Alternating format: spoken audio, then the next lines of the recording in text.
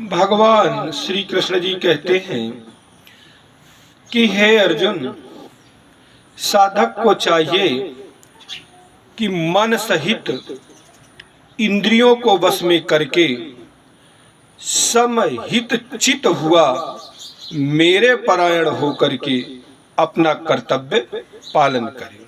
क्या मतलब?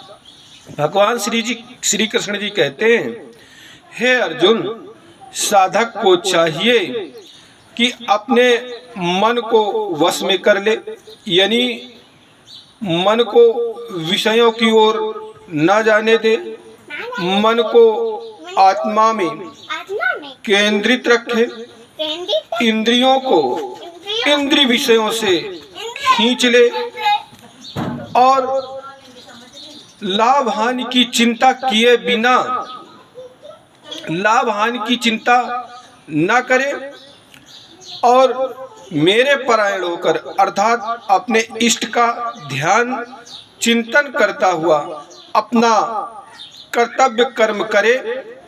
वही व्यक्ति शांति को प्राप्त होता है, सुख को प्राप्त होता है, मोक्ष को प्राप्त होता है। जो व्यक्ति अपने मन को वश में न कर सका, इंद्रियों को वश में न कर सका, ईश्वर की शरण न लेकर के कर्म करता है या नहीं करता है, वो शांति को प्राप्त नहीं होता है। और शांति शांतस्य कुतः सुखम, जिसके जीवन में शांति नहीं उसके जीवन में सुख नहीं और मोक्ष भी उसे प्राप्त नहीं हो पाता है।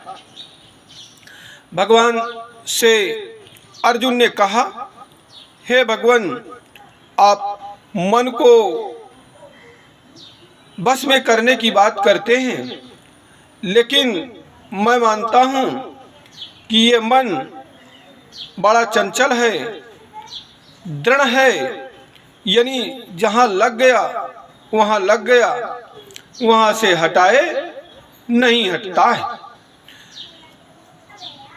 जो चीज में इसको रस समझ में आ गया, जिस चीज में इसको ये अनुभव हो गया कि इससे उसको सुख प्राप्त हो सकता है या यह वस्तु उसके लिए अत्यंत रुचिकर है, उसी में लगा ही रहता है।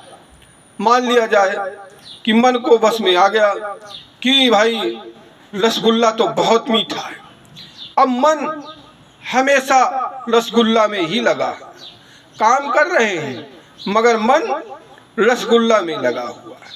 तो मन बस में नहीं है, इंद्रियां भी भोगने के लिए ललायित हैं कि रसगुल्ला मिल जाए तो कितना खाएं। अब रसगुल्ला मिल गया, रसना के वशीभूत होकर के दे रसगुल्ला खाते चले जा रहे हैं। तो इससे क्या होगा? लीवर खराब होगा, हाजमा खराब होगा, शुगर पेशेंट हो सकते हो, तो जीवन में सुख नहीं, शांति नहीं और मोक्ष। तो उन्होंने कहा कि यह बड़ा दृढ़ है। अर्जुन ने कहा कि भगवान, आप मन को बस में करने की बात करते हैं, लेकिन मेरा मानना है कि मन तो बड़ा बलवान है, दृढ़ है, हटीला है, यानी हट कर बैठता है। जिस चीज के पीछे लग गया तो उसको कितना समझाओ, कितना रोको, लेकिन वहीं पर जाकर के भगवान रुकता है मन। फिर जो है इंद्रियों को इतना चंचल कर, बुद्धि को इतना चंचल कर देता है कि इंद्रियां स्वयं चल करके उस विषय की ओर पहुंच जाती है। तो भगवान, आप मन को वशीभूत करने की बात कर रहे हैं, लेकिन परमात्मा, मैं मानता हूँ कि मन बड़ा बलवान है, दृढ़ है, हटीला है और इसको मैं वायु की भांति वश में करने की बात दुष्कर समझता हूँ। अर्जुन ने कहा कि हे भगवान, जैसे वायु को बस में नहीं किया जा सकता, मेरा ये मानना है कि उसी प्रकार मन को भी बस में नहीं किया जा सकता। जब अर्जुन ने ऐसा कहा तो भगवान बोले, अर्जुन तेरी बात कहीं तक सत्य है। देखो, भगवान ने भी मन को दृढ़, बलवान और हठीला मान लिया।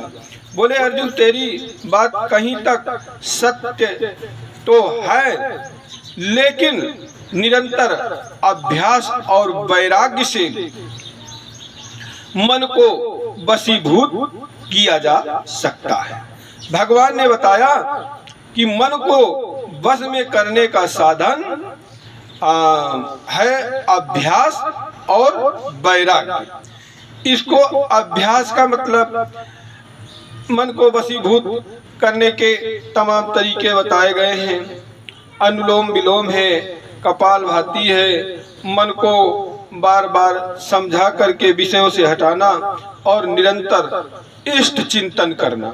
इसीलिए तो गीता में भगवान ने कहा है कि अपनी चेतना को मुझ पे लगा दे, अपनी चेतना को मुझ में लगा दे और अपना कर्तव्य कर्म कर, समाहित चित्त हुआ अपना कर्तव्य कर, कर्म की फल की चिंता किए बिना, हानि लाभ की चिंता किए बिना अपनी बुद्धि को मुझ में यानी परमात्मा में लगा करके कर्तव्य कर्म कर। तो भगवान ने बताया कि अभ्यास और वैराग्य यानी मन को बार बार ये समझाना कि ये सांसारिक वस्तुएं नाश्वर हैं, इनका कोई चिरस्थायित्व तो नहीं है और मतलब ये नष्ट होने वाली हैं और निरंतर भोग अमर नहीं है। ऐसी मतलब सत्संग की बातों से इसको इन विषयों के प्रति वैराग्य उत्पन्न करना, ये जब बार बार इनको समझाओगे, मन को अपने समझाओगे तो ये मन वशीभूत होगा। वरना जब परमात्मा का आश्रय नहीं लोगे तो ये मन वशीभूत होना बहुत ही असंभव है। और जिसका मन वशीभूत हो, बस में हो गया, तो वो समझ लो अमृत को प्राप्त कर लिया, मोक्ष को प्राप्त कर लिया, ईश्वर का सानिध्य प्राप्त कर लिया, ईश्वर के समान हो गया।